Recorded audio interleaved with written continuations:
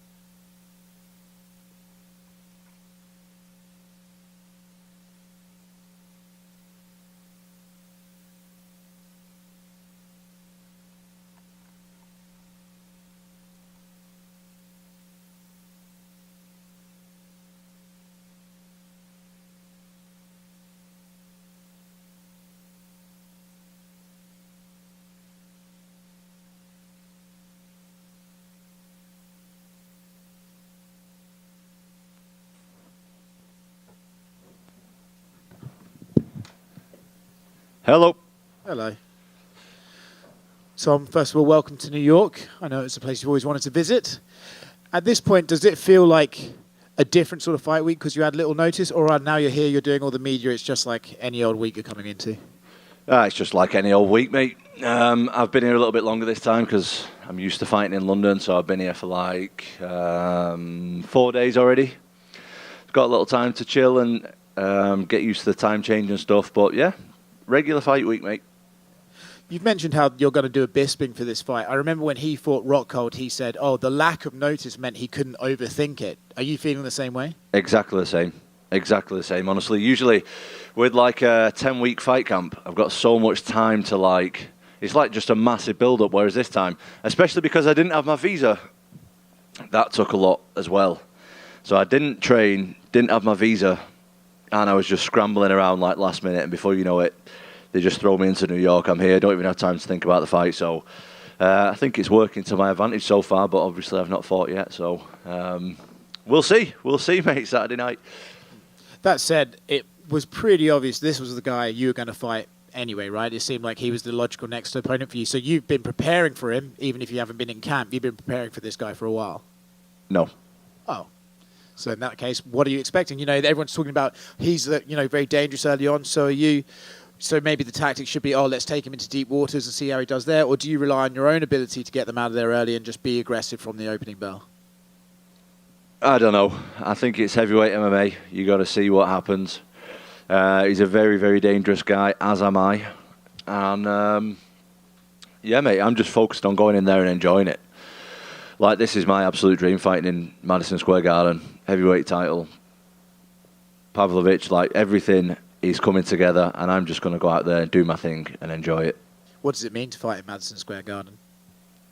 Can we switch it to someone who doesn't ask shit questions, please? Oh, that's very mean. No, it's pretty obviously it's amazing. It's amazing. I would rather fight in Madison Square Garden than anywhere else in the world. So, very excited about it. Yeah. Last one from me. Chael Sonnen says the winner of this fight is the real heavyweight champion. I'm curious if you agree. Well, if Chael says it, if he says it, I will definitely agree. I'm not arguing with that guy. We see what that guy gets up to. I do not want an argument with him. So, I would agree. Tom, who did you think would be your most logical next opponent when you said no, that when Oscar just asked if Sergei was your most logical one? I wasn't really saying no to the fact that he was the most logical next opponent. I was saying no to the fact that I was preparing specifically for him. I wasn't preparing really for anybody. I was preparing for nothing. I was just in the gym training, helping other training partners who's got fights coming up and stuff, so I wasn't really preparing for anybody.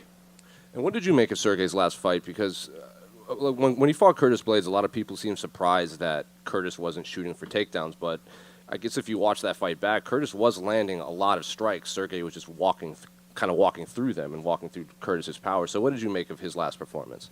Yeah, I mean, I was also surprised that he wasn't going for takedowns. But like you say, he did have a lot of success just with he was landing. So maybe he believed that one of them was going to land and put his lights out. Do you know what I mean? So. Maybe he just got a little bit, I wouldn't say greedy, but he just got, he was having success, so he was just sticking with that, so I wasn't too surprised, I guess. And then final one for me, I know a lot of fans are obviously excited for John Jones and Stipe, but it seems like in terms of an actual competitive fight, they seem more interested in you and Sergei because you're two new names to the top of the heavyweight division. You have like the record for shortest fight time and everything. So have you got a sense of that like these hardcore fight fans seem more intrigued by this fight than the original main event? I don't know, because I've not been looking on social media, to be honest. I'm just staying away from all that. Like, I've had a really, really short time. I've basically not had time to prepare, let's be honest. 2 weeks isn't long enough to prepare for a fight. But, any distractions or I'm just not into that. Like, other people's opinions are other people's opinions, and I just stay away from that shit, to be honest. I'm doing my own thing. I'm here to win, of course, and I'm not letting anyone's opinions or whatever sidetrack me. Like, that's their business, and let them do their thing. Tom, down here to your right, piggybacking off what Jose said there about Jones and Stipe. Obviously, the reward would be fighting one of them at some point later next year.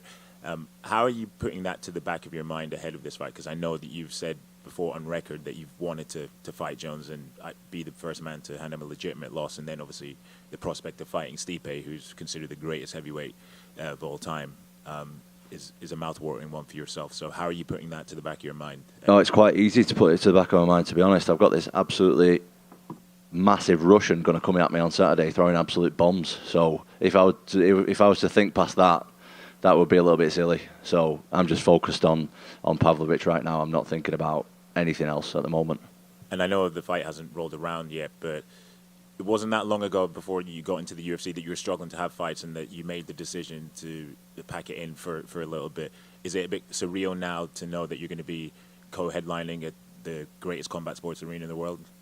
Yeah, I guess so, but I kind of expected it as well. You know, I've had a couple of tough times earlier in my career and stuff with injuries and with not being able to get matches, and I was really struggling for money at a few points as well, which was tough because I got children and stuff. So, yeah, I mean, it was, but also on the other hand, like I expected to be here. I expected to be UFC heavyweight champion. I expected to fight in New York one day, and yeah, so it is and it isn't. Like when I think back about how far I've come and stuff, it's good, but I don't really have time to do that. Like I think that's something that I'll look at maybe when I've retired, because at the minute I'm just like in the moment. At the minute I'm just looking forward to Saturday, and I'll think about all that stuff probably when I'm done with this sport. And the odds are seemingly stacked against you. I mean, taking this fight on 2 weeks' notice is defying the odds something that you're relishing, that prospect? I like that. I like it a lot, to be honest. I'm fighting the scariest guy in MMA, in my opinion, in the worst circumstances possible without a training camp. But I obviously think I can win. Like, I'm not the kind of guy who shows up for money or who... You know, I ain't signing a contract and showing up if I don't think I'm going to win. Like, I truly, truly believe that I can win on Saturday night and that I'm going to win. I'm an absolute winner and I'll find a way to win, no matter what the circumstances. So, yeah, the odds are definitely stacked against me, and it'll be even better when I win the title on Saturday night. Cheers, man. Thank you. Oh, hello, mate.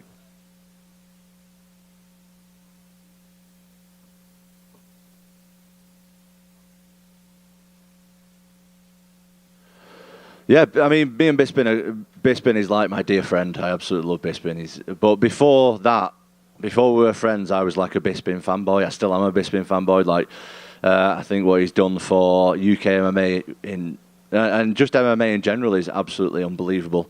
Yeah, Bisping's always giving me advice. We're friends. We speak all the time. Yeah, he just tells me to just enjoy the moment. Don't let it overwhelm you.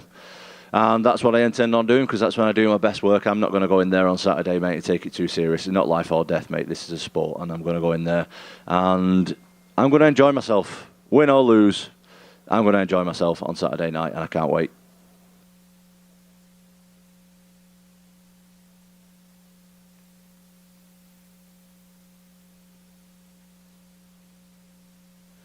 Yeah, UK MMA right now is absolutely wild. It's so, like, the level of the guys in the UK for such a small country is unbelievable. To be the third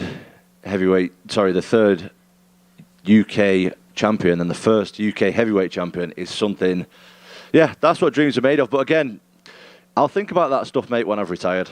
Like right now, I've got big fights to win, massive fight on Saturday, and all that stuff will be amazing, but that's something for the kids and the grandkids when they're a bit older.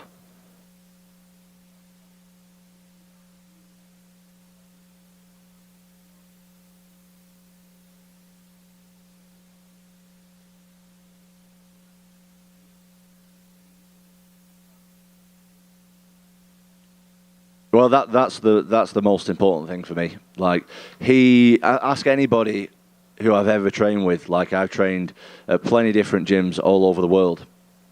Obviously, I've been training, mate. I've been involved with martial arts since I was 8 years old, and I'm 30. So it's been a long time. It's been plenty gyms. It's been plenty travel.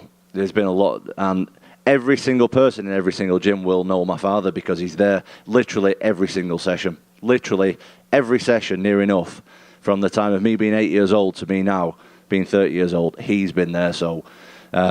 Yeah, that'll mean everything to me to give him the title. Tom, just over here, just going off of that. You know, he's been such a massive part of your career. What was it like giving the news to him when you first heard that you would be taking this opportunity? Well, he actually found out last because, so the UFC called me early in the morning at like 4 a.m. I accepted the fight.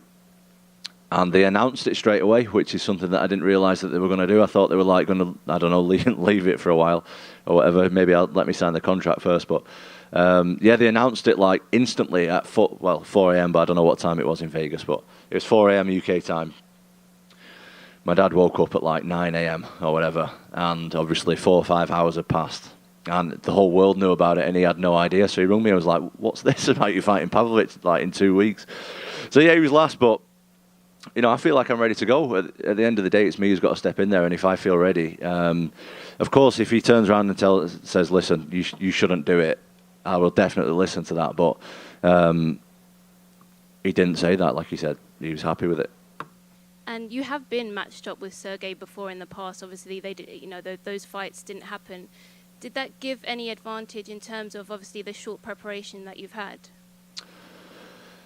I don't know, because it was a couple of years ago now I was supposed to fight him. Like the last time I was supposed to fight him, and I think we've both evolved so much, especially I think I've improved a lot since then. You know, I know his style and his tendencies and stuff, but the guy's straight up dangerous. I'm not even going to like beat around the bush and bullshit it. Like the guy's really, really dangerous if you play his game. So I kind of know what to expect, but I've had a lot of fights at this point, and it doesn't always work out the way you think it's going to work out watching it on TV and then stepping in there in front of 20,000 people and millions around the world. It doesn't always work out like you imagine in your mind. So I think I know what I'm up against, but I don't really know until I step in there on Saturday. And you've never made it into the third round. So are you anticipating that this could go the distance? And how have you been preparing yourself physically for that? I mean, I don't want it to go into the third round. If I can knock him out with the first punch, I will do. Do you know what I mean? If I can take him down and submit him in 30 seconds, I definitely will do that as well. But if I've got to go 5 or 3 or whatever, like, I'm happy with that as well. Like, I'm pretty prepared. I was keeping my body in decent shape. Ideally, I would have liked 10 weeks, but I've not had that, obviously. But I'm a professional athlete and I take my job very serious, so I'm always in decent shape. And you've said in the past that there's been some aspects of your game that you haven't been able to show yet because of the short octagon time. So do you think we see a different Tom Aspinall on Saturday? Oh, there's a million things I've not had a chance to show, but on the other hand, there's probably a million things that he's not had a chance to show as well. He's got really short octagon time as well. The same as that goes for every UFC athlete, MMA athlete. Like we get 15 minutes, 25 minutes to show everything we can do. It's not long enough. So, yeah, there's a lot of stuff there that I've got to show him that he's never seen before, and I'm sure he's got a lot of stuff to show me that I've never seen before from him. So that's what makes this sport so exciting, I guess. Thank you. Thank you.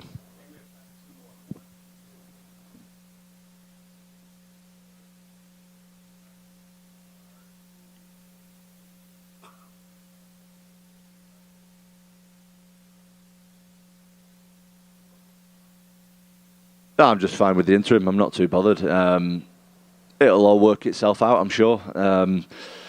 John Jones is obviously one of the best to ever do it. I would love to share the octagon with him one day. Got a lot of respect for him. Absolutely love his game. Massive fan of his. But as far as if it's for the interim title or the vacant title, doesn't really bother me too much.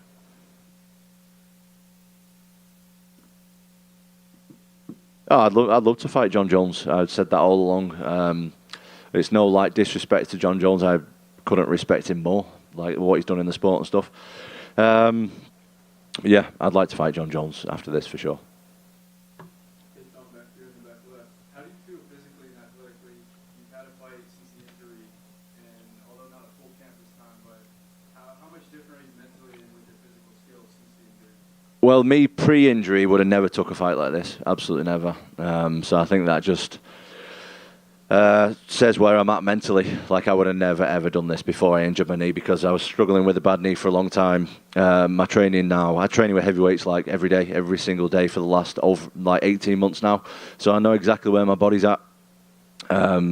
Before, I guess I was kind of guessing where my body's at a lot because I wasn't training with heavyweights regular, and now I train with heavyweights every day. So I know that I've got the size and the strength and all the rest of the stuff, the physical attributes to fight, and I know when I'm ready to fight. And obviously, I wouldn't have took this fight if I didn't think I was close to being ready. So, I'm much more confident now, mate, moving forward. And what's it like assessing an opponent like Sergei, who has a lot of fights that are mostly quick knockouts? How difficult is it to look for a weakness from someone like that?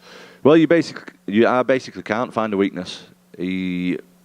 I don't think anyone can look at his fights and be like, this is where he's good and this is where he's bad, because he's not really shown much bad at this point. So I just got to do my thing. The biggest advantage that I've got is he's fought no one who moves anything like me, because there's not a guy in the heavyweight division who moves like me at all. So you can't prepare for me. It's really difficult for my training partners who train with me every day to be able to figure out what I'm doing. So guys who have never experienced anything like my movement, that's my biggest advantage that I've got. It's not his weaknesses, because I can't look at his game and be like, right, he's weak there, because he's not shown any weaknesses. So I just got to bring things that he's not seen before.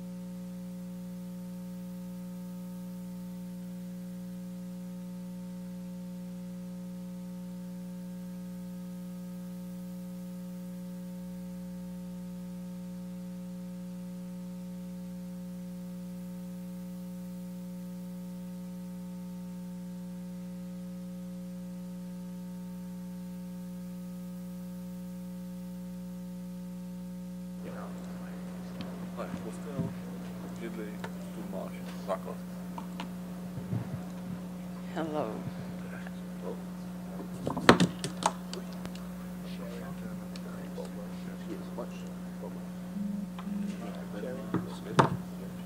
Good. Well, Loopy, over here. Obviously, another quick turnaround fight for you here in New York. So I guess how is camp or lack of camp, or how is preparation for this, considering you only fought, like a couple weeks ago? Yes. Well, it's just, get back into the routine again and, start training again for this fight. I have 5 weeks to get ready for Tabata, and I feel it was enough since I already have my last camp, which was 8 weeks. And, I've been doing my camps now in Mexico, in Guadalajara, with Team Lobo, so I have never, ever felt so prepared in my career than now. How soon after your last fight did they come with you to this fight with Tabitha? It was about a week and a bit, a week and a few days. I was actually, so after the fight, I went to Toronto and then I went to Vancouver. I live in Vancouver. I was busy doing other stuff that I couldn't unpack. So when I took the fight and I was already booking my flight to go back to Mexico, my stuff, it was in my bag still, I had to hurry up, I had to wash everything and repack again and leave. I'm curious, at this point in your career when they call you, do they even have to tell you who the opponent is, or do you just say, like, yeah, I'm in? Yeah, well, I'm a game. I'm always, they call me because they know I'm always ready, and, even when I did the back-to-back fights, I was in vacation for the first time in so many years, in so long. And halfway through, not even, I was 2 days in my vacations with my sister. We were in Florida, actually. It was like, hey, can you come back and fight? I was like, okay, no problem. See you there. So they booked my flight, and I was there the next day.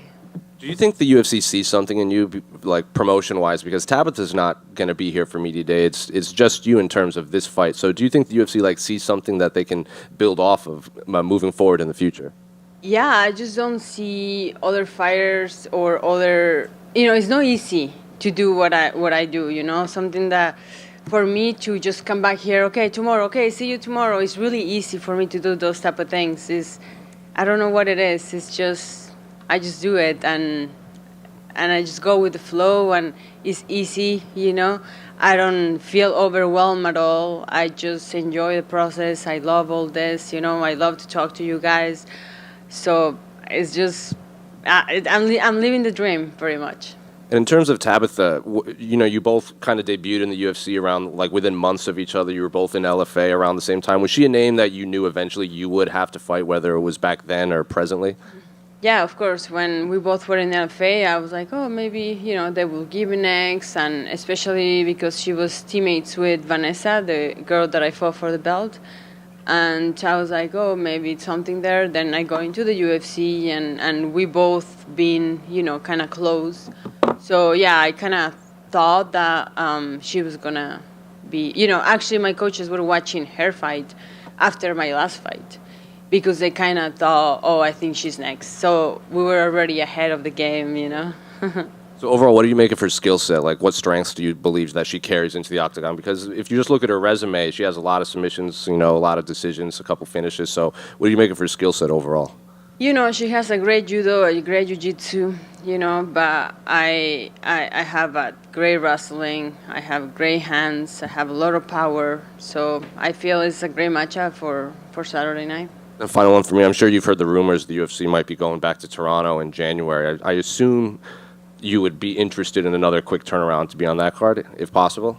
Yeah, I'm not thinking too much ahead right now, but let's see what happens. I always say, oh, I'll take my time and see what happens, and then they call me, and then I'm back in, I say that my last fight, oh, no, I'm going to take the year off. I had some things to do. They call me, and I'm here. Loopy over here. Something different about this card is you're sharing it with a couple of teammates as well. I guess, what's that like to kind of come in as a group and have not only your own goals, but kind of team goals as well? It's amazing, and we start from the gym, the energy in the gym, the energy in 5 weeks, and now we get to be in the back together. we are actually like it's myself, Alessandro, and then Diego. So it's like back-to-back fights, right? So it's gonna be a little bit crazy. And being back in Mexico now, training, like, have you noticed a change over time in combat sports in terms of the MMA side there? Like, boxing's obviously always been big, but do you feel like that there's even more talent coming, and is it something noticeable to you?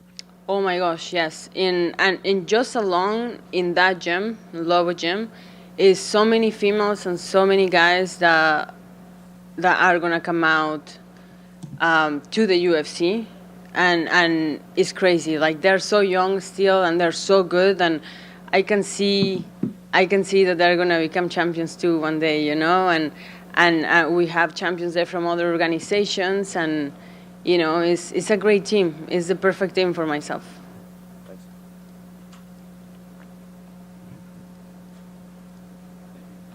Thank you.